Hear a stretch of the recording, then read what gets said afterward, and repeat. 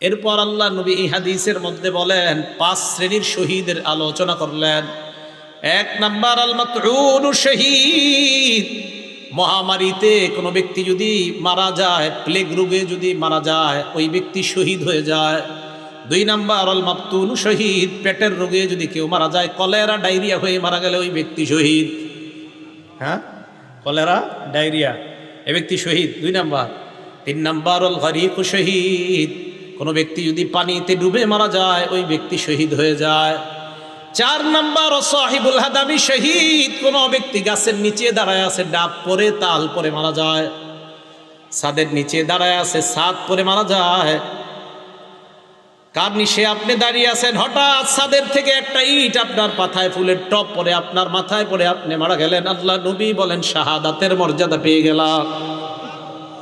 5 number শহীদ ফি সাবিলিল্লাহ। আল্লাহর রাস্তায় যে জিহাদ করে শহীদ হয়, ব্যক্তি শহীদ হয়ে যায়।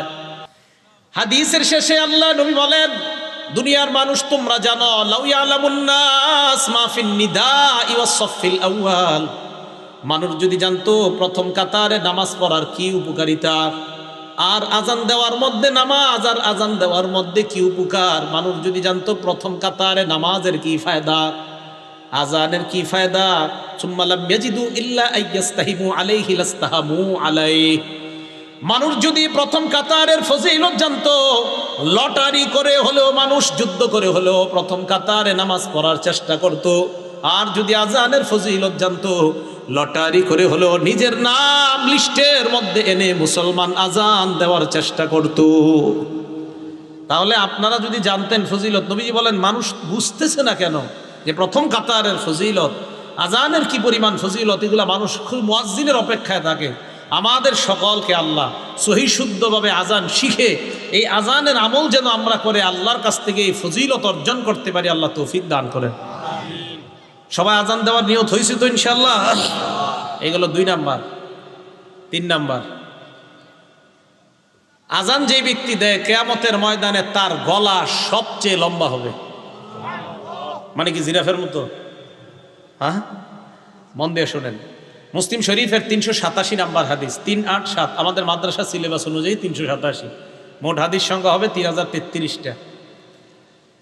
এই হাদিসের বর্ণনাকারী তলহা ইবনে ইয়াহইয়া।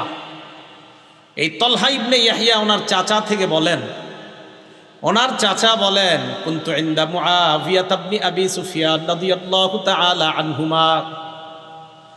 তলহা ইবনে ইয়াহইয়া বলেন, আমার চাচা ইমাম মুআবিয়া, আমিরে মুআবিয়ার কাছে ছিলেন। ফাজাআহুল মুআজ্জিন, মুআজ্জিন আসছে ইয়াদউহু ইলাস সালাহ। মুয়াজ্জিন আইসা কয়, আমিরে মুআবিয়াকে বললেন নামাজের সময় হয়েছে, মসজিদে চলেন। আমিরে মুআবিয়া বললেন, মুয়াজ্জিন দাঁড়াও। সামি'তু রাসূলুল্লাহি সাল্লাল্লাহু আলাইহি ওয়াসাল্লাম ইয়াকুল, আমি আল্লাহ নবীকে বলতে শুনেছি, আল মুআজ্জিনুনা আতওয়ালুন নাসি আ'নাকান ইয়াউমাল কিয়ামাহ। কিয়ামতের ময়দানে মুয়াজ্জিনের গলাটা কোটি কোটি মানুষের মাঝে লম্বা হয়ে যাবে। লম্বা দ্বারা কি উদ্দেশ্য মনে রাখবেন 2টা। 1 নাম্বার, আকসারুন নাসি মুতাশাউফান বা তাশাউফান ইলা রাহমাতিল্লাহ। কিয়ামতের ময়দানে মুয়াজ্জিন অন্যান্য কোটি কোটি মানুষের চাইতে আল্লাহর রহমতের অধিক প্রত্যাশী হবেন। 1, মুয়াজ্জিন আশায় থাকবে যে আমি মুয়াজ্জিন ছিলাম দুনিয়াতে, কিয়ামতের মাঠে আমি রহমতের বেশি প্রত্যাশী। নবী বলেন এই লম্বা গলা দ্বারা এটা উদ্দেশ্য। 2 নাম্বারটা বুঝেন কি? 2 নাম্বার, 1 নাম্বারটা আরেকটু বুঝেন। লিআন্নাল মুতাশাউফা ইউতিলু উনুখা ইলা মা ইয়াতাতাল্লাউ আলাইহি। যেই ব্যক্তি আকাঙ্ক্ষা করে কোনো জিনিসের, ওই ব্যক্তি তার আকাঙ্ক্ষিত বস্তুটার দিকে গলাটা এইভাবে বাড়ায়া তাকায়। যেই ব্যক্তি কোনো জিনিসের আকাঙ্ক্ষা করে, আগে তো রেজাল্ট বের হইতো বোর্ডে, এখন তো মোবাইলে বের হয়ে যায়। আগে যখন পরীক্ষার রেজাল্ট দিত, আমরা হাসি উল্লাস করতে করতে স্কুলে যাইতাম আমাদের রেজাল্ট দেখার জন্য। তো যাওয়ার পরে মনে করেন কারো 1, 2, 3-এর মধ্যে আসছে যারা, ওই 3 জন কি করে, আপনার সবার মাঝে এইভাবে গলাটা সামনে বাড়ায়া দিতে চায় তার রেজাল্টটা দেখার জন্য। বোঝা গেল কোনো ব্যক্তি কোনো জিনিসের আকাঙ্ক্ষা আর আকাঙ্ক্ষিত বস্তুটা যদি দামি হয়, বাজারে মাছ আসছে আপনার রুই মাছ ভালো ভালো, আপনারা 10-20 জন সামনে দাঁড়ায় আছেন, বড় রুই মাছটার দিকে পিছন থেকে সবাই খালি গলা এইভাবে বাড়ায় বাড়ায় দেখতে চায়। বোঝা গেল আকাঙ্ক্ষিত জিনিস যেই জিনিসটা মানুষ কামনা করে ওইটার দিকে গলাটা একটু আগে বাড়ায়। তাই আল্লাহ রসুল বলেন কিয়ামতের ময়দানে মুয়াজ্জিনকে আল্লাহ এত রহমত দান করবেন, এত সওয়াব দিবেন যে সে তার সওয়াবের জন্য বারবার গলাটা আল্লাহর রহমতের দিকে এমন করবে। কি মনে থাকবে সবার? এটা হলো লম্বা গলা। 2 নাম্বার, কিয়ামতের ময়দানে মুয়াজ্জিন নেতা হবে। সুবহানাল্লাহ, কি হবে?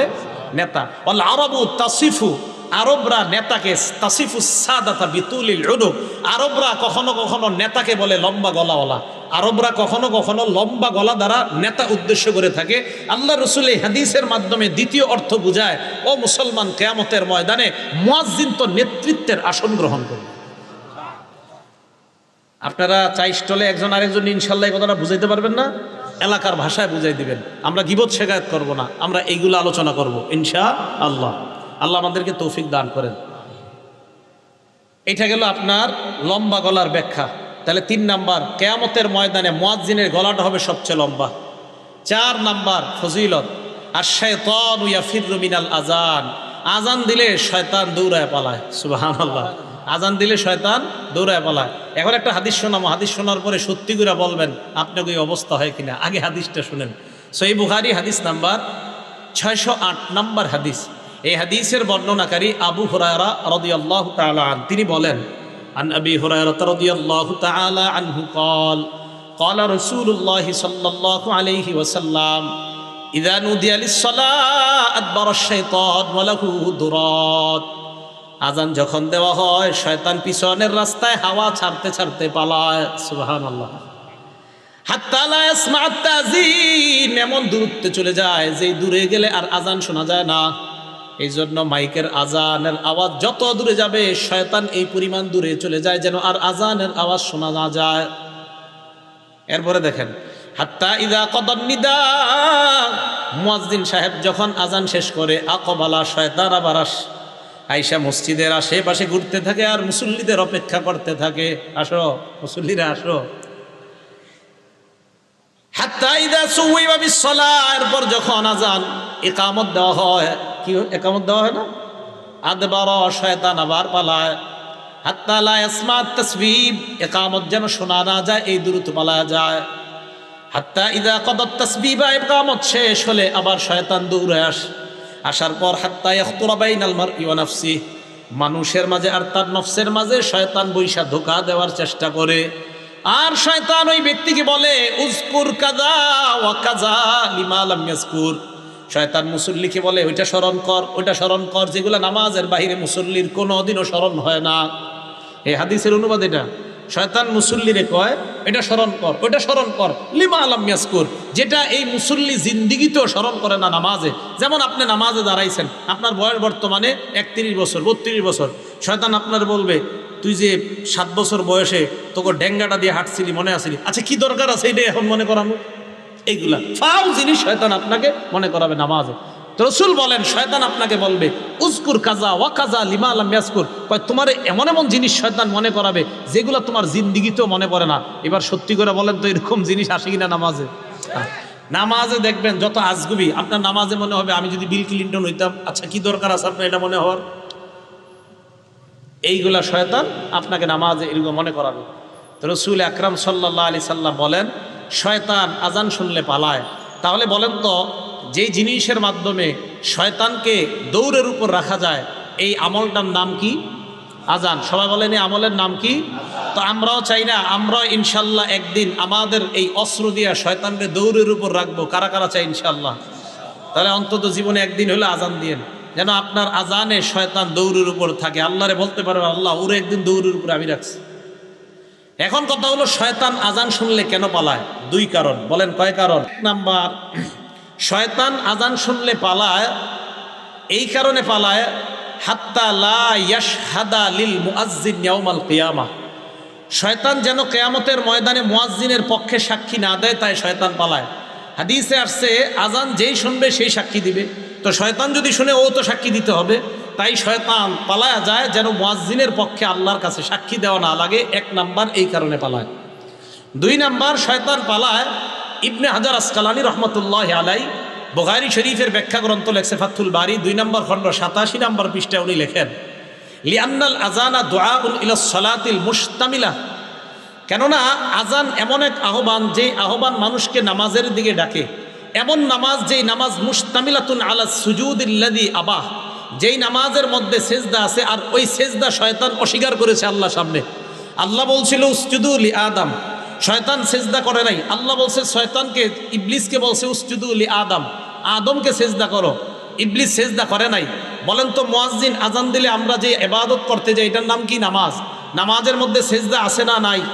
তো যেই নামাজে সেজদা আছে, এমন নামাজের আহ্বান শয়তান এই জন্য শুনতে চায় না যে তোরা এমন এক কাজ করবি একটু পরে সেজদা, যেই সেজদা অস্বীকার করার কারণে আল্লাহ আমার জান্নাত থেকে বের করছে, আমি এমন আজান শুনতে চাই না। তাই শয়তান আজান শুনলে পালায়া যায়, যেন ও আপনার আর আমার বন্ধু না হয়। কারণ ও তো সেজদা অস্বীকার করে, আমরা সেজদা স্বীকার করি, ও অস্বীকার করার জন্য পালায়া যায়। এই দুই কারণে শয়তান পালায়। এক নাম্বার, কিয়ামতের ময়দানে যেন সাক্ষী দেওয়া না লাগে। দুই নাম্বার, নামাজের যে সেজদা, এই সেজদা তো শয়তান অস্বীকার করে আর আমরা স্বীকার করি, শয়তান পালায়। এই কারণে মুয়াজ্জিন তুমি যেই নামাজের দিকে ডাকতেছো, আমি তো এই নামাজ স্বীকারই করি না, তাই আমি শুনতেও চাই না, তাই শয়তান পালায়। মনে থাকবে শয়তান কেন পালায়? আল্লাহ আমাদেরকে মনে রাখার তৌফিক দান করে। 5 নাম্বারটা মন দিয়ে শুনেন।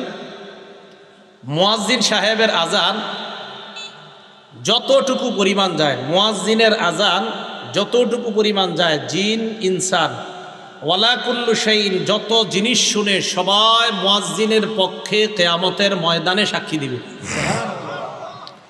বুখারী শরীফের 609 নম্বর হাদিস। এই হাদিসের মধ্যে আবু সাঈদ খুদরি রাদিয়াল্লাহু তাআলা আন এক ব্যক্তিকে ডাক দিয়ে বললেন, ইন্নী আরাকা তুহিব্বুল গনামা ওয়াল বাদিয়া, আমি দেখতেছি তুমি বন জঙ্গল এবং রাখালগিরি করা অনেক পছন্দ করো। এই কথা শোনার পর এই ব্যক্তি বললেন, হ্যাঁ, রাখালগিরি করা এটা আমার অনেক পছন্দ, বন জঙ্গল আমার অনেক পছন্দ। আবু সাঈদ খুদরি বললেন, ফাইদা কুনতা ফি গনামিকা আও বাদিয়াত, তুমি যখন রাখালগিরি করবা অথবা বন জঙ্গলের মধ্যে থাকবা, নামাজের জন্য যখন আজান দাও, ফারফা সাওতাক, তোমার আজানের আওয়াজটা উঁচু করবা। ওই ব্যক্তি বলেন, আজানের আওয়াজ উঁচু করব কেন? আবু সাঈদ খুদরি বলেন, ফাইন্নাহু লা ইয়াসমাউ মাদা সাওতিল মুআজ্জিনি জিন্নুন ওয়ালা ইনসুন ওয়ালা শাইউন ইল্লা শাহিদা লাহু ইয়াউমাল কিয়ামাহ, কেননা মুয়াজ্জিনের আজানের আওয়াজ জিন ইনসান এবং যারাই শুনতে পায়, কিয়ামতের ময়দানে আল্লাহর কাছে মুয়াজ্জিনের পক্ষে সাক্ষী হয়ে যায়। তুমি আজান বন জঙ্গলে দিলেও উঁচু আওয়াজে দিবা। কেন দিবা? তোমার আজানের আওয়াজ যত মানুষ, যত জিন যারাই শুনবে, তারাই কিয়ামতের ময়দানে সাক্ষী দিবে। এখন আমি আপনাদেরকে বলতে চাই, আমার পক্ষে কিয়ামতের ময়দানে জিন ইনসান এবং প্রচুর পরিমাণ সাক্ষী হোক, এটা আমরা সবাই চাই কি চাই না? এই জন্য মসজিদে আজান দিবেন। আজানের আওয়াজ যত দূরে যাবে, যারা আপনার আজানের আওয়াজ শুনবে, কিয়ামতের ময়দানে আল্লাহর কাছে বলবে, আল্লাহ, এই ব্যক্তির আজানের আওয়াজ আমরা শুনছি, আমরা তার মাগফিরাতের পক্ষে আপনার কাছে সাক্ষী দিলাম। 6 নাম্বার, মুয়াজ্জিন সাহেবের ব্যাপারে 6 নাম্বার যেই কথাটা বলবো, আমি মূলত আজান যেই কারণে দেওয়ার জন্য খুব বেশি আগ্রহী, এই 6 নাম্বারটার কারণে। 6 নাম্বার যে ফজিলতটা, মুয়াজ্জিন সাহেব যারা দুনিয়াতে আজান দেয়, তাদের জন্য আল্লাহর রাসূল আল্লাহর কাছে বলে, আল্লাহ মুয়াজ্জিনদেরকে আপনি মাফ করে দেন। আর কি চান? রাসূল সাল্লাল্লাহু আলাইহি সাল্লাম বলছেন। আবু দাউদ শরীফের 517 নম্বর হাদিস, عن أبي هريرة رضي الله تعالى عنه قال قال رسول الله صلى الله عليه وسلم, আবু হুরায়রা রাদিয়াল্লাহু তাআলা আনহুর বর্ণনা, আল্লাহ নবী বলেন, আল ইমামু যামিন, ইমাম হলো জিম্মাদার, ওয়াল মুয়াজ্জিনু মু'তামান, মুয়াজ্জিন হলো আমানতদার। নবীজি বলেন, আল্লাহুম্মা আরশিদিল আইম্মা, আল্লাহ দুনিয়ার সমস্ত ইমামদেরকে তুমি পথ প্রদর্শন করো, সঠিক পথে তুমি পরিচালনা করো, সঠিক পথ দেখায় দাও দুনিয়ার সব ইমাম সাহেবদেরকে। এরপর নবী বলেন, ওয়াগফির লিল মুয়াজ্জিনিন, মাবুদ, দুনিয়ার মধ্যে আমার যত উম্মত আজান দেয়, তাদের জন্য আমি তোমার কাছে বললাম, সমস্ত মুয়াজ্জিনদেরকে তুমি মাফ করে দাও। তাহলে আপনি আল্লাহ রসুলের দোয়া পাবেন, যে রসুল সাল্লাল্লাহু আলাইহি সাল্লাম মুয়াজ্জিনের জন্য আল্লাহর কাছে বলছে, আল্লাহ, আপনি দুনিয়ার সব মুয়াজ্জিনদেরকে মাফ করে দেন। আমি আপনাদের কাছে জানতে চাই, এর চেয়ে বড় আর দোয়া কি চান? যে রসুল সাল্লাল্লাহু আলাইহি সাল্লাম যারা আজান দেয় তাদের জন্য দোয়া করে বলে, আল্লাহ মুয়াজ্জিনদেরকে আপনি মাফ করে দেন। তাহলে বলেন আমরা সবাই ইনশাল্লাহ আজান দিতে রাজি আছি তো? ইনশাল্লাহ। আল্লাহ আমাদেরকে আমলটা করার তৌফিক দান করেন। 7 নাম্বার, আগে বলছি কি মুয়াজ্জিনের আজান জিন ইনসান যারা শোনে তারা আল্লাহর কাছে সাক্ষী দিবে। 7 নাম্বার ফজিলত, মুয়াজ্জিনের আজানের আওয়াজ যত দূর পরিমাণ যায় ওই পর্যন্ত শুষ্ক এবং ভিজা যত বস্তু আছে সমস্ত বস্তু কিয়ামতের মাঠে আল্লাহর কাছে সাক্ষী দিবে।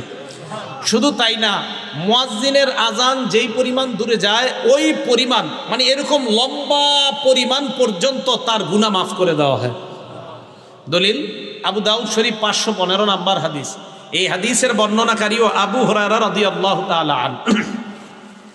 عن أبي هريرة رضي الله تعالى عنه قال قال رسول الله صلى الله عليه وسلم আবু হুরায়রা রাদিয়াল্লাহু তাআলা আনহুর বর্ণনা, আল্লাহ নবী বলেন, আল মুয়াজ্জিনু ইগফারু লাহু মাদা সাউতিহি, মুয়াজ্জিন যখন আজান দেয়, ইগফারু লাহু মাদা সাউতিহি, তার আজানের আওয়াজ যেই পরিমাণ দূরে যায় ওই পরিমাণ পর্যন্ত তাকে ক্ষমা করে দেওয়া হয়। আজান জোরে দিবেন, যদি মাইক না থাকে কারেন্ট না থাকে তো জোরে দিবেন। আগের দিনে মুরব্বীরা আজান দিলে 2-3 মাইল দূর থেকে শোনা যাইত। এখন আমরা খানা খাদ্যে সব ভেজাল ঢুকছে, আওয়াজও কম, আজানের অত আওয়াজও হয় না। আর দালান কোঠা এত বাড়ছে যে আজানের আওয়াজ এখন দূরেও যায় না। রসুল সাল্লাল্লাহু আলাইহি সাল্লাম বলেন, মুয়াজ্জিনের আজানের আওয়াজ যেই পরিমাণ দূরে যায় ওই পরিমাণ দূরত্ব পরিমাণ আল্লাহ তার জিন্দিগির গুনাহ মাফ করে দেয়। এবার কি বলে দেখেন, ওয়ায়াশহাদু লাহু কুল্লু রাতবিন ওয়া ইয়াবিস, যত শুষ্ক ভিজা তাজা এবং শুষ্ক যত বস্তু আছে সমস্ত বস্তু কিয়ামতের ময়দানে মুয়াজ্জিনের পক্ষে আল্লাহর কাছে সাক্ষী দিবে। তাহলে আমরা আজান দিব ইনশাআল্লাহ। এই 7।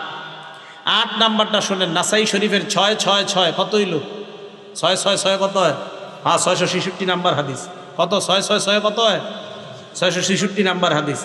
এই হাদিসের বর্ণনাকারীর নাম উকবা ইবনে আমির রাদিয়াল্লাহু তাআলা আন। তিনি বলেন, সামিআতু রাসূলুল্লাহি সাল্লাল্লাহু আলাইহি ওয়াসাল্লাম ইয়াকুল, আল্লাহ নবীকে আমি বলতে শুনলাম, ইয়াজাবু রাব্বুকা মিন রাঈ গানামিন ফি রাসি শাজিয়াতিল জাবাল, তোমাদের কেউ যদি পাহাড়ের চূড়ায় যায়, চূড়ায় যাওয়ার পর যদি আজান দেয়, আজান দেওয়ার পর যদি নামাজ কায়েম করে, জোরে বলেন কোথায়? আরো জোরে। তোমাদের কেউ যদি পাহাড়ে যায়, যাওয়ার পর পাহাড়ে যদি আজান দেয়, এই পাহাড়ে যেই ব্যক্তি যায় ওই রাখালকে দেখে আল্লাহ আশ্চর্য হয়ে যায়। সুবহানাল্লাহ। রাখাল পাহাড়ের উপরে গেছে, আল্লাহ তাকে দেখে আশ্চর্য হয়। কেন? ফায়ুআযযিনু লিস-সালাহ, নামাজের সময় হলে সে আজান দেয়। ওয়ায়ুকিমুস-সালাহ, নামাজ কায়েম করে। ফায়াকুলুল্লাহ, আল্লাহ ফেরেশতাদেরকে বলে, উনজুরু ইলা আবদি হাযা, আমার এই রাখাল বান্দার দিকে তাকাও, পাহাড়ের উপর আসছে, আজান দিছে, নামাজ আদায় করছে, নামাজ কায়েম করছে। গফারতু লিআবদি, ফেরেশতারা তোমরা সাক্ষী থাকো, আমি আমার এই বান্দাকে মাফ করে দিলাম। ও আদখালতুহুল জান্নাহ, আমি আল্লাহ তাকে জান্নাতে প্রবেশ করায়া দিলাম। কোন ব্যক্তি পাহাড়ে গেছে, পাহাড়ে গিয়ে আজান দিছে, আজান দিয়ে নামাজ পড়ছে, আল্লাহ আশ্চর্য হয়ে যায়। রাখালকে দেখে আল্লাহ আশ্চর্য হয়। ইয়াজাবু রাব্বুকা মিন রাঈ গানাম ফি রাসি শাজিয়াতিল জাবাল, পাহাড়ের চূড়ায় শৃঙ্গে ওঠে কোনো রাখাল আজান দেয়, নামাজ কায়েম করে, তাকে দেখে আল্লাহ আশ্চর্য হয়ে ফেরেশতাদেরকে বলে, আমার বান্দা দেখো পাহাড়ের উপর আইসা আমারে ভুলে না, আজান দেয়, নামাজ কায়েম করে, ফেরেশতারা সাক্ষী থাকো, আমি তাকে মাফ করে দিলাম, আমি তাকে জান্নাতি বানায় দিলাম। আজান দিবেন তো? 9 নাম্বার ফজিলত, এই জায়গায় আপনারা আজান দিছেন বা এখন মোটামুটি প্রায় সময় দেন কারা কারা? মাশাআল্লাহ, হাত নামান। 12 বছর যদি টানা আজান দেন, কয় বছর বলেন জোরে, কয় বছর? 12 বছর। তা আমারই অর্জন করতে মন চায় এই ফজিলত। আপনারা তো খালি দাওয়াত দেন, দাওয়াত না দিলে আজান দিতেন এক মসজিদে, সমস্যা কি? হ্যাঁ সমস্যা। আমি যে মসজিদ তাফসির করি ওখানে বললাম তো মাঝে মাঝে আজান দেওয়ার চান্স দিই।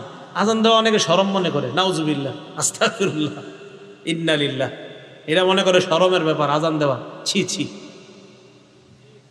ইবনে মাজার 728 নাম্বার হাদিস। এই হাদিসের বর্ণনাকারী আব্দুল্লাহ ইবনে ওমর রাদিয়াল্লাহু তাআলা আনহুমা, তিনি বলেন, ক্বালা রাসূলুল্লাহি সাল্লাল্লাহু আলাইহি ওয়াসাল্লাম, আল্লাহ নবী বলেন, মান আযানা সিনতাই আশারাতা সানাতান, কেউ যদি 12 বছর টানা আজান দেয়, জুড়ে বলেন কয় বছর? নবীজি বলেন কেউ যদি টানা 12 বছর আজান দিতে পারে ওয়াজাবাত লাহুল জান্নাত, তার জন্য আল্লাহর জান্নাত ওয়াজিব হয়ে যায়। কয় বছর? 12 বছর টানা আজান দিলে জান্নাত ওয়াজিব। আজান দিবেন তো? আজানের ফজিলত সবাই সবাই ইমাম সাহেবরাও চেষ্টা করেন, খতিব সাহেবরাও চেষ্টা করেন, ওলামায়ে কেরাম যারা আছেন মাঝে মাঝে ফজিলত তো আমগো দরকার আছে। এই সাধারণ জনগণ লম্বা গলা দিয়ে আল্লাহর কাছ থেকে রহমত দিব, তা আমরা হুজুররা কি করবো? আমাদেরও দরকার আছে এই ফজিলত। 9 নাম্বার। 10 নাম্বার তো আজীব এক ফজিলত, মুয়াজ্জিনের আজান শুইনা যারা নামাজে আসবে, এই নামাজিরা নামাজ পড়ে যেই পরিমাণ সওয়াব পাবে, মুয়াজ্জিন একা সেই সওয়াব সব পাবে। তবরানী শরীফ 2 নম্বর খন্ড 288 নম্বর পৃষ্ঠা। এই পৃষ্ঠায় আসছে আবু উমামা বাহিলি রাদিয়াল্লাহু তাআলা আনহুর বর্ণনা। দেখেন কি কয়, আজরুহু আজরু মান সাল্লা মাআহ, আজরুহু আজরু মান সাল্লা মাআহ। মুয়াজ্জিনের প্রতিদান ওই পরিমাণ যেই পরিমাণ মুসল্লি তার সাথে নামাজ পড়েছে, তারা যেই পরিমাণ সওয়াব পাবে, মুয়াজ্জিন ওই পরিমাণ সওয়াব আল্লাহর কাছ থেকে পাবে। তাহলে আজান আর দিন না, নাকি দিবেন? ইনশাআল্লাহ আজান সবাই দেওয়ার চেষ্টা করবেন, সহি শুদ্ধভাবে আলেমদের কাছ থেকে শিখবেন, শিখার পর আজান দেওয়ার চেষ্টা করবেন।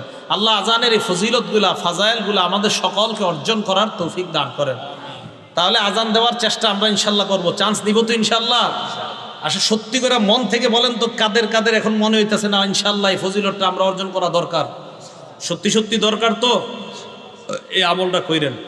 দুনিয়ার শ্রেষ্ঠ কথা, হাইয়া আলাস সালাহ হাইয়া আলাল ফালাহ। আসো কল্যাণের দিকে, আসো নামাজের দিকে, এর চেয়ে আর উত্তম কথা আর কি হতে পারে? 4 নাম্বার আলোচনা, মানে আলোচনার 4 নাম্বার শিরোনাম। এ তো 3 নাম্বার গেল ফজিলত, 4 নাম্বার শিরোনাম। আজান দিলে জবাব দিবেন কিভাবে? সহিহ বুখারী হাদিস নাম্বার 611 নাম্বার হাদিস।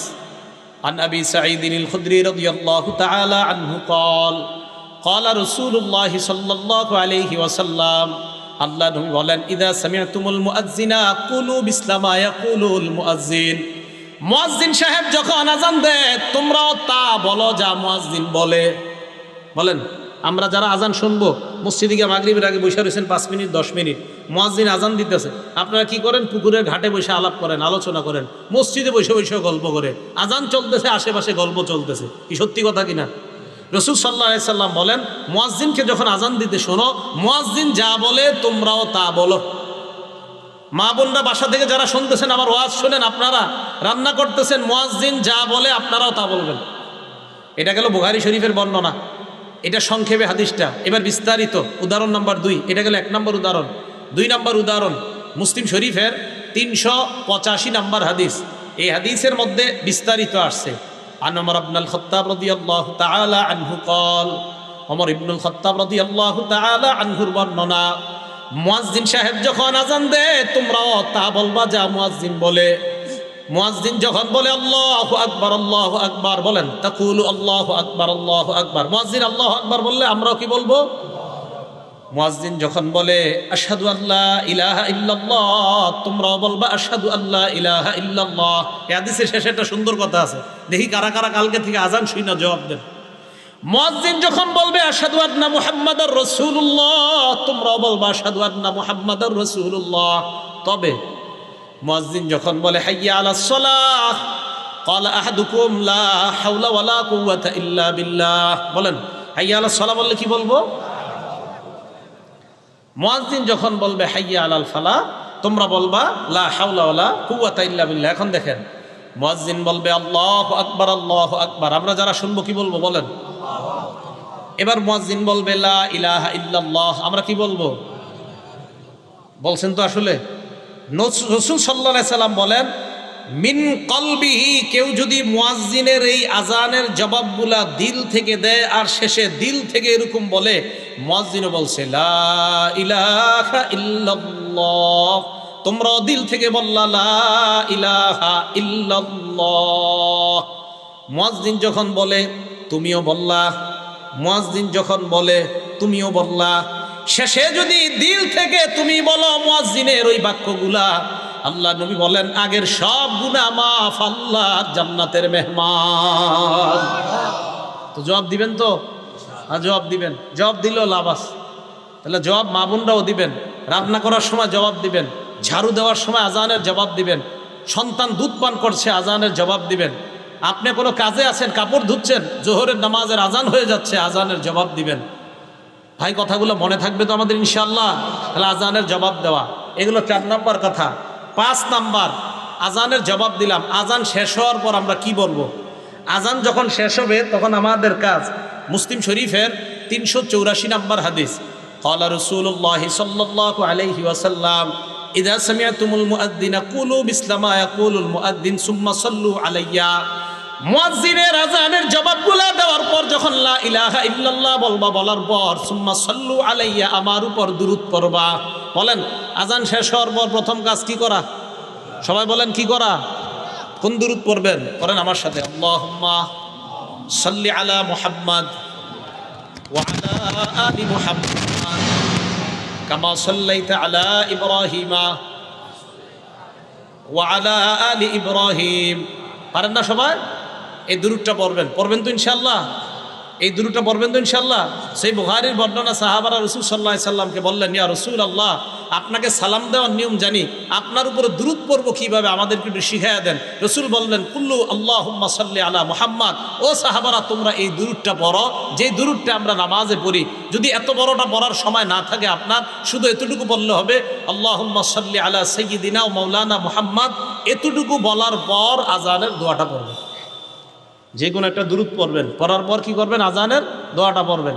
বাকি আমি আজানের জবাব দেই এই দুরূদটা পড়া, যেই দুরূদটা সহিহ বুখারীতে পাওয়া গেছে। আজান মানে আমরা নামাজে যে দুরূদটা পড়ি, তাহলে এই দুরূদ পড়া প্রথম কাজ। মা বোনরাও মনে রাখবেন, আজানের জবাব দিলেন, জবাব দেওয়ার পর প্রথম কাজ দুরূদ শরীফ পড়া। দুরূদ শরীফ পড়ার পর এরপর রাসূল বলেন দোয়াটা পড়বা, সুম্মা সালুলি আল্লাহ আল ওয়াসিলা। দোয়ার মধ্যে আমার জন্য তোমরা ওসিলা তালাশ করবা। বলেন কি তালাশ করবা? আল্লাহ ওসিলা। ফাইন্নাহা মানজিলা, দোয়ার মধ্যে যেই ওসিলা তোমরা বলো, এই ওসিলাটা মানজিলাতুন ফিল জান্নাহ, এই ওসিলাটা হলো জান্নাতের একটা জায়গার নাম। সুবহানাল্লাহ।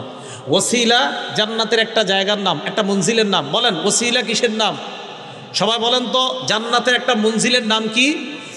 রাসূল বলেন, লা তামবাগি লিআবদিন মিন ইবাদিল্লাহ।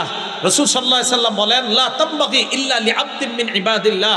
আল্লাহর একজন বান্দা ছাড়া কেউ এই ওসিলা নামক জায়গায় যেতে পারবে না।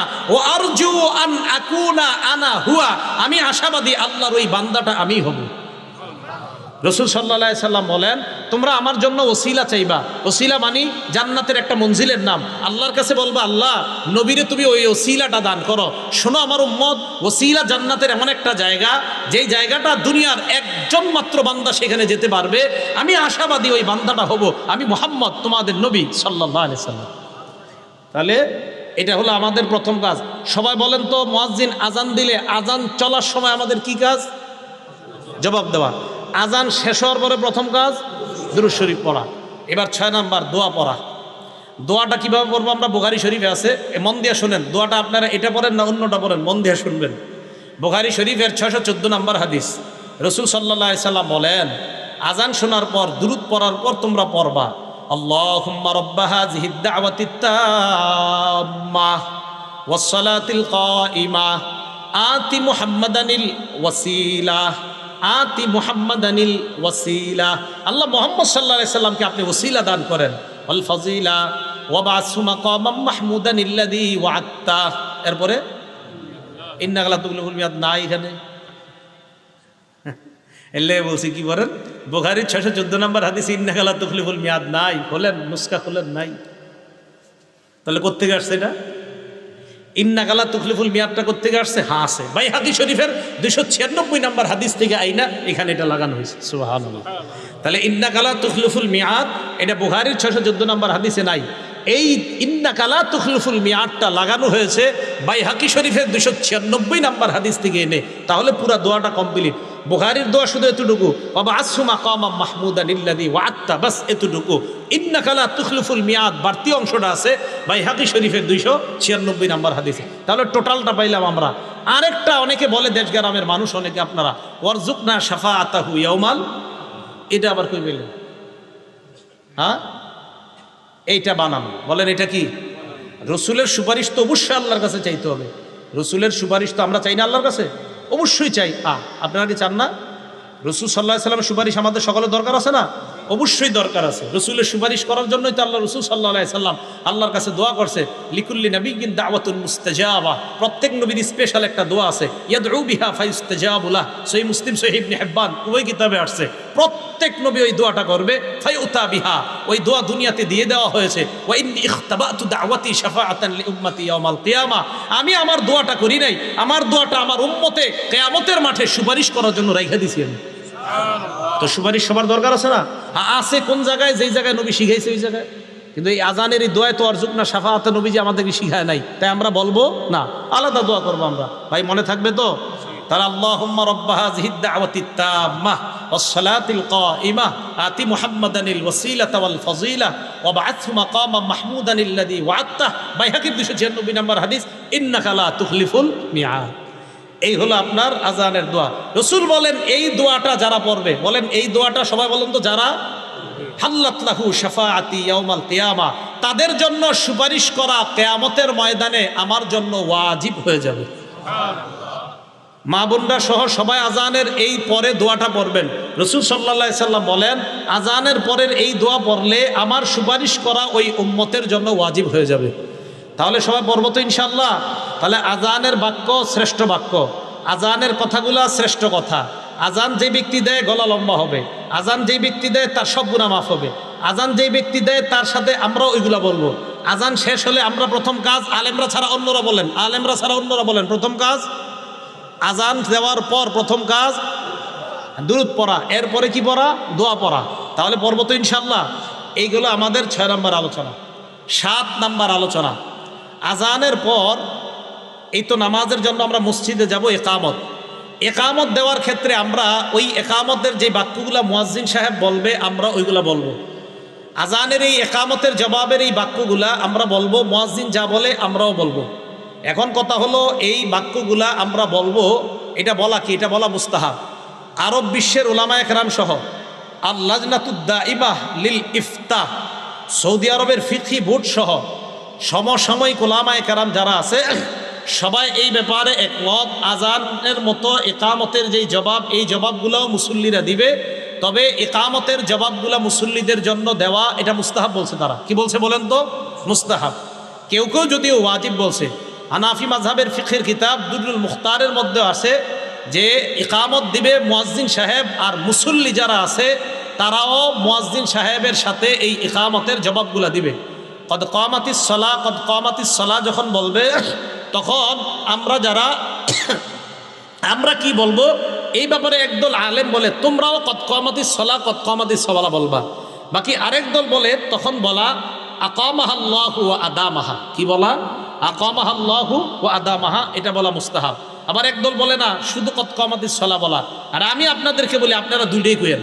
মুয়াজ্জিন যখন বলে কদ কামাতিস সালাহ, আপনি বলবেন কদ কামাতিস সালাহ আকামাহাল্লাহু ওয়া আদামাহা। আবার মুয়াজ্জিন বলবে কদ কামাতিস সালাহ, আপনি বলবেন কদ কামাতিস সালাহ আকামাহাল্লাহু ওয়া আদামাহা। তাহলে দুই দলেরটা আমল হয়ে যেতেছে, দুই দলেরটা আমল হয়ে যাইতেছে। এই হলো আজানের ইকামতের জবাব। তো ইকামতের জবাবটা আমরা এইভাবে দিব। আল্লাহ পাক রব্বুল আলামিন আমাদের সকলকে অন্তত আজানের যে ফাজাইলগুলা, এই ফাজাইলগুলা জেনে আমরা সবাই যেন জিন্দিগিতে অন্তত একবার হলেও মরণের আগে আমরা দিল থেকে আল্লাহকে খুশি করার জন্য এবং মুয়াজ্জিনের ফজিলত অর্জন করার জন্য অন্তত একবারও যেন মসজিদে আজান দেওয়ার চান্স নিতে পারি। আল্লাহ তৌফিক দান করেন, আমিন। কথাটা মনে থাকবে তো সবার? আর আসসালাতু খায়রুম মিনান নাওম বললে সদাকতা ওয়া বাররতা, সদাকতা ওয়া বাররতা, সদাকতা সত্য বলেছেন, ওয়া বাররতা পূর্ণ করেছেন। তাহলে এটা হলো আসসালাতু খায়রুম মিনান নাওম, এটা বললে এই জবাবটা দেওয়া। আব্দুল্লাহ ইবনে ওমর রাদিয়াল্লাহু তাআলা আনহুমা থেকে আন নাফিইন আন্না আব্দুল্লাহ ইবনে ওমর রাদিয়াল্লাহু তাআলা আনহুমা কানা ইয়াকুল, নাফে রহমতুল্লাহি আলাই বলেন আব্দুল্লাহ ইবনে ওমর রাদিয়াল্লাহু তাআলা আনহুমা বলতেন কানাল মুসলিমুনা হিনা কদিমুল মদিনাতা ইয়াজতামিউনা আস-সালাতা ফায়াতাহায়্যানুনা। মুসলমানরা যখন মদিনায় আসলো, মদিনায় আসার পর মুসলমানরা অনুমান করে নামাজের সময় জামাতে উপস্থিত হইত। লাইসা ইউনাদা লাহা, কোনো আহ্বান করা হতো না, নির্দিষ্টভাবে তাদেরকে ডাকা হতো না, তারা একটা সময় অনুমান করে নামাজের জন্য উপস্থিত হয়ে যেতেন। ফাতাকাল্লামু ইয়াওমান ফি যালিকা, সাহাবারা একদিন এই ব্যাপারে আলোচনা করলেন যে এইভাবে অনুমান করে নামাজে আসলে আগে পরে হয়ে যায়, কেউ আসে তো কেউ আসে না, কি করা যায়?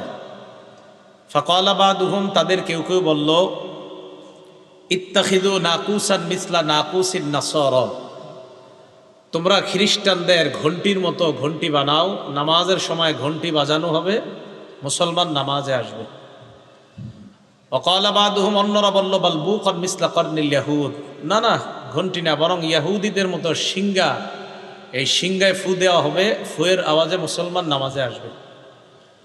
ফাকাল উমর, হযরত ওমর রাদিয়াল্লাহু তাআলা আনহু তাদের কথার মাঝে বলে উঠলেন, আওয়ালা তাবআসুনা রাজুলান ইউনাদি বিস-সালাহ, তোমরা কি এমন কাউকে পাঠাইতে পারো না বাড়ির আশেপাশে গিয়ে গিয়ে বলবে নামাজের সময় হয়েছে, নামাজের সময় হয়েছে, যে নামাজের জন্য মুসলমানদেরকে ডেকে আনবে, এমন কি করা যায় না?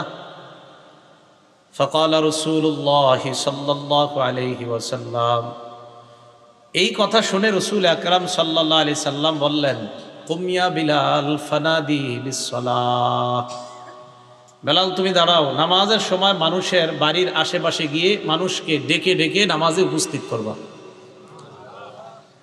তাহলে এই হলো প্রথম অবস্থা আপনার, যে নামাজে এইভাবে ডেকে ডেকে উপস্থিত করবে। তো এটাও কষ্টকর, কয়জনের বাড়িতে ডাকবেন গিয়ে। পরে ফয়সালা হলো ঘন্টি বাজানো হবে। তো এই হলো আপনার আজান দুনিয়াতে প্রচলিত হওয়ার আগের অবস্থা। এবার আজানের সূচনা কিভাবে হলো, এটা হলো আমাদের দ্বিতীয় আলোচনা। আবু দাউদ শরীফের 499 নম্বর হাদিস।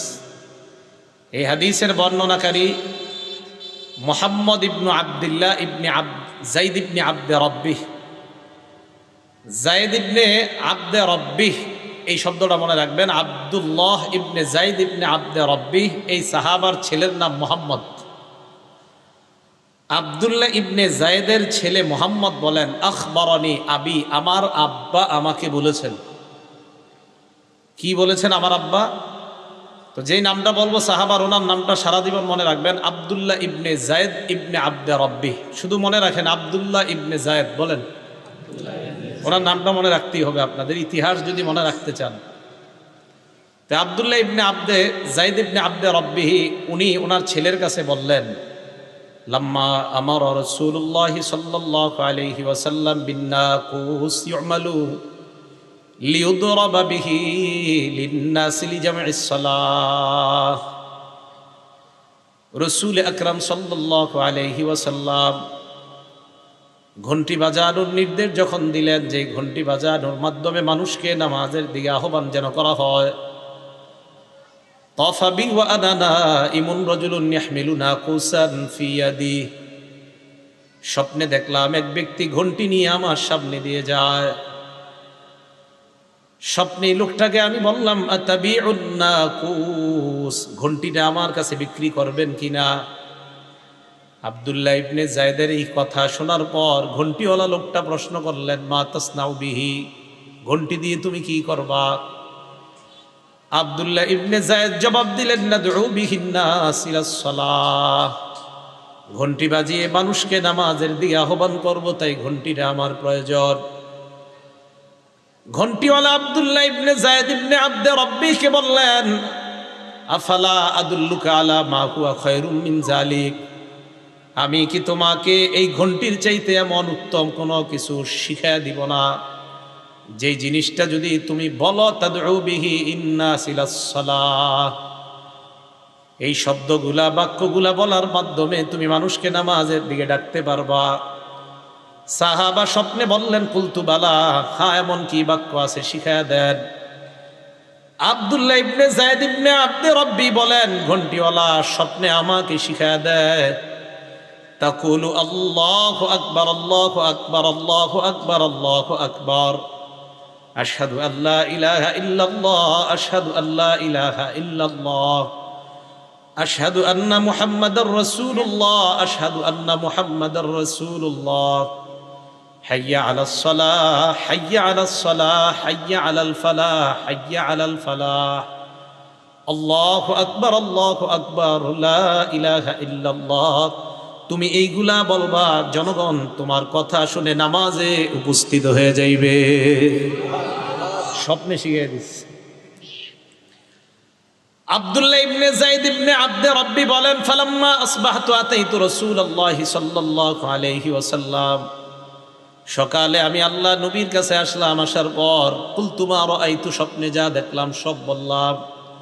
আল্লাহ নবী বললেন, ইন্নাহা লারুইয়া হাক্কিন ইনশাআল্লাহ, আল্লাহ চাহেন তো তুমি যেই স্বপ্নটা দেখলা এটা সত্য স্বপ্ন বলেই আমার কাছে মনে হয়, তোমার স্বপ্নটা সঠিক।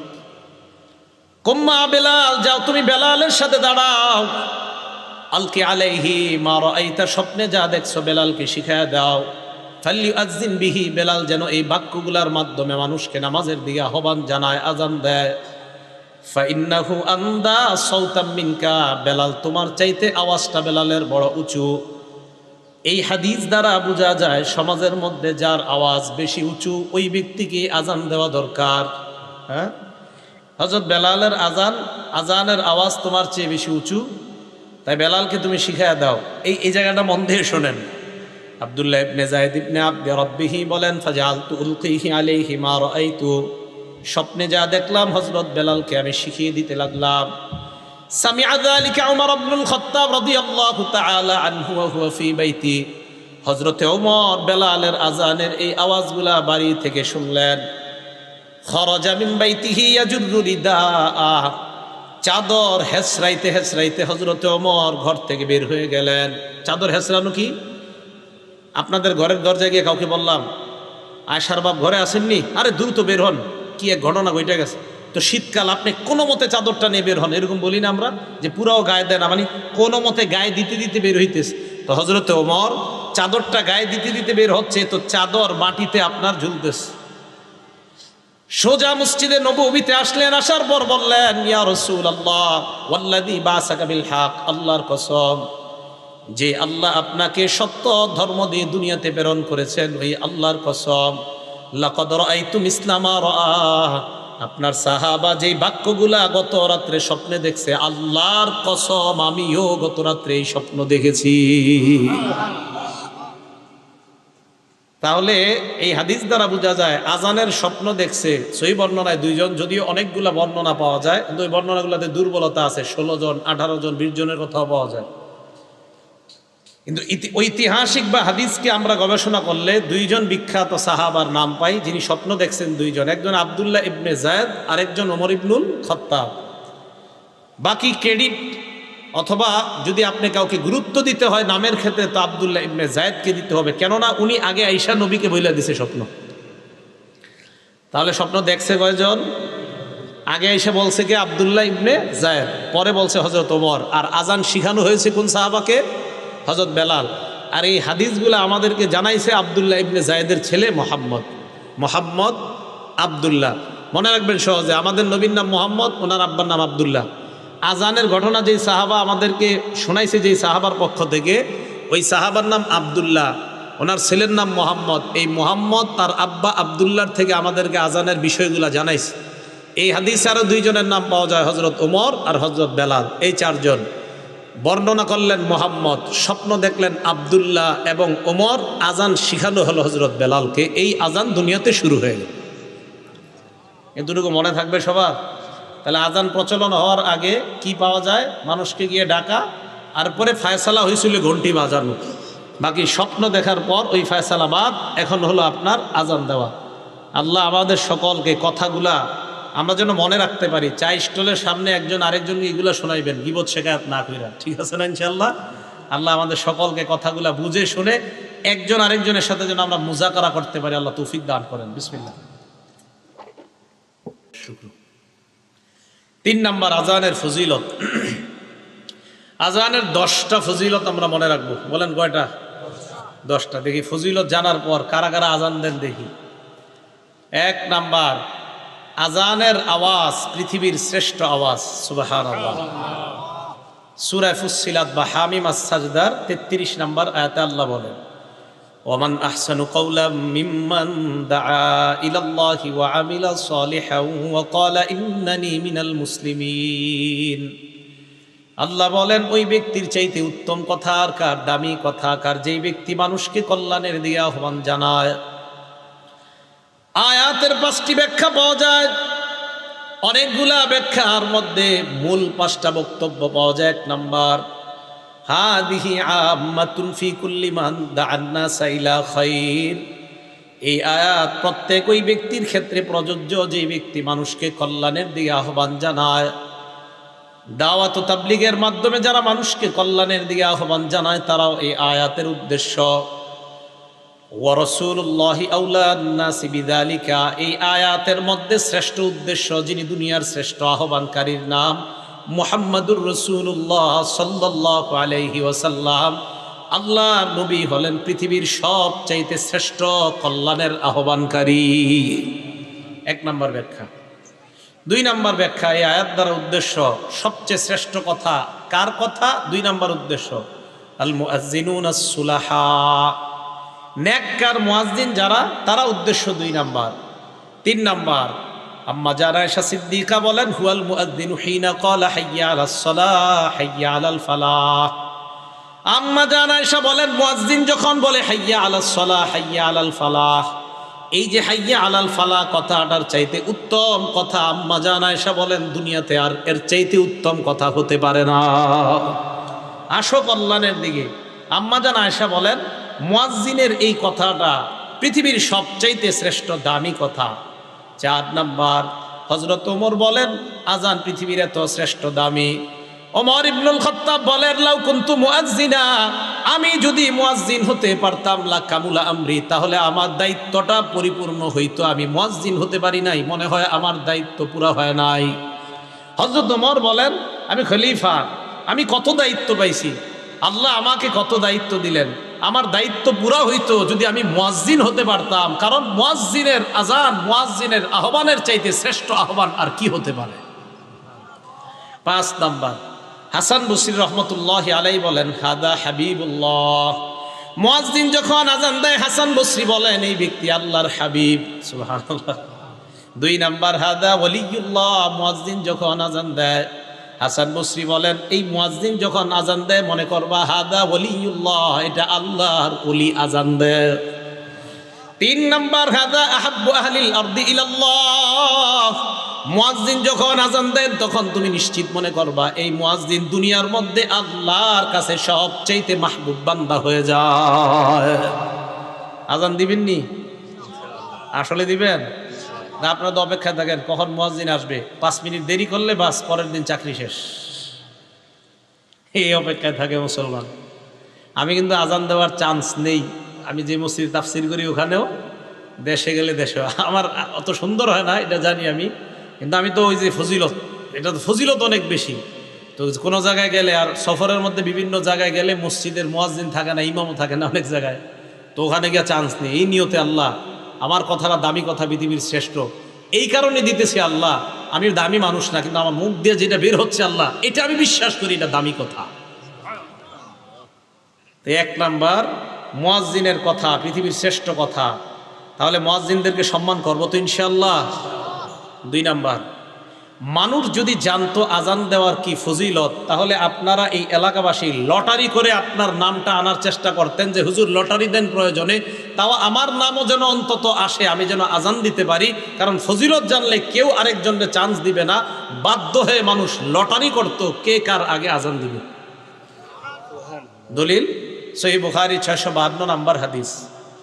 عن أبي هريرة رضي الله تعالى عنه قال قال رسول الله صلى الله عليه وسلم, আবু হুরায়রা রাদিয়াল্লাহু তাআলা আনহুর বর্ণনা, আল্লাহর নবী বলেন বাইনামা রাজুলুন ইয়ামশি বিতরিক ওয়াজাদা গুসনিন আলা শাওয়াজাদা গুসনা শাওকিন ফিত তরিক বা আলা তরিক।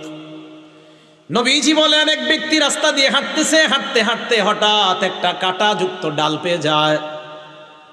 কাঁটাযুক্ত ডাল পাওয়ার পর ফাখরাহু, এই মনে করে কাঁটাযুক্ত ডালটা রাস্তা থেকে সরায়া দেয়, কোনো মুসলমান এই ডালের মধ্যে পড়ে আঘাত পেতে পারে, কোনো মানুষ কষ্ট পেতে পারে। একটা সুই পাইছেন রাস্তায় ফালাই দিয়েছেন, একটা ইটের টুকরা, যে টুকরা আপনার পায়ে লাগছে, আপনি চিন্তা করলেন আমার আরেক মুসলমানের পায়েও লাগতে পারে, এই টুকরাটা আপনি সরাইয়া দিছেন। একটা কলার সিল্কা, এটাতে আপনি পিছলা খেয়েছেন, আপনি চিন্তা করলেন আমার আরেক মুসলমান ভাইও এই সমস্যায় পড়তে পারে, আপনি সরাইয়া দিলেন। আল্লাহ নবী বলেন ফাশাকারাল্লাহ, আল্লাহ আপনার এই আমলটা এত কবুল করে নেয়, আল্লাহ আপনার প্রতি সন্তুষ্ট হয়ে যায়। ওয়া গফারা লা, শুধু তাই নয়, আল্লাহ নবী বলেন তার আগের জিন্দেগীর সব গুনাহগুলো মাফ করে দেয়।